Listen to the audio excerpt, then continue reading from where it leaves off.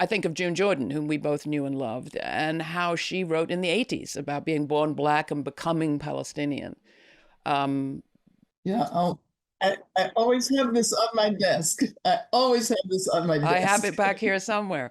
Yeah, I mean, she paid a real price for that, it seems to me. But a conversation has grown to fruition almost. Would you say? Where are you seeing it and how? Oh, absolutely. The very first request that I received to speak out on the horrendous situation in Gaza came from a radical Black feminist group.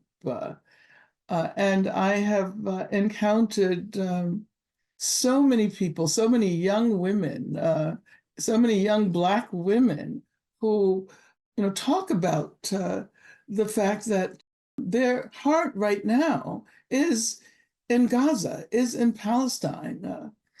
And I, I always think about June during those moments, and I always wish that she were here to uh, be able to witness the results of the work that she pioneered more than anyone else. Yeah, I was born a Black woman, but now I am become Palestinian. I share that wish that she was here to see this and to speak and talk at this moment, because you never could have guessed what June would say, and you couldn't predict what she'd be saying now. You are writing in this book of essays a lot about your evolution. And while you don't go back into your real youth, it did make me think about how many years you've lived through and how much you've lived through. And I wondered, as I think too, about, I try to think myself, imagine myself into life in Gaza today. When you were growing up in Birmingham, there were explosions. Do you remember that? Do you think about that as you think about those kids, especially in Gaza today?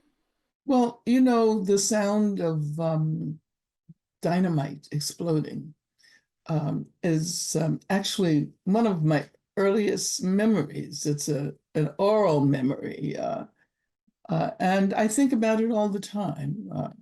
And I also think about the fact that in Birmingham, Jewish people were the very first white people to support the struggle against a racism, the struggle to desegregate what was the most segregated city in the entire country.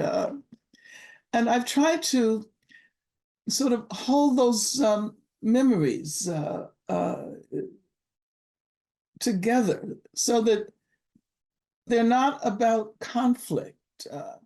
And as a matter of fact, I'm so excited that here in the US and in other parts of the world, it's actually Jewish people, young Jewish people who are in the forefront of the struggle against Zionism.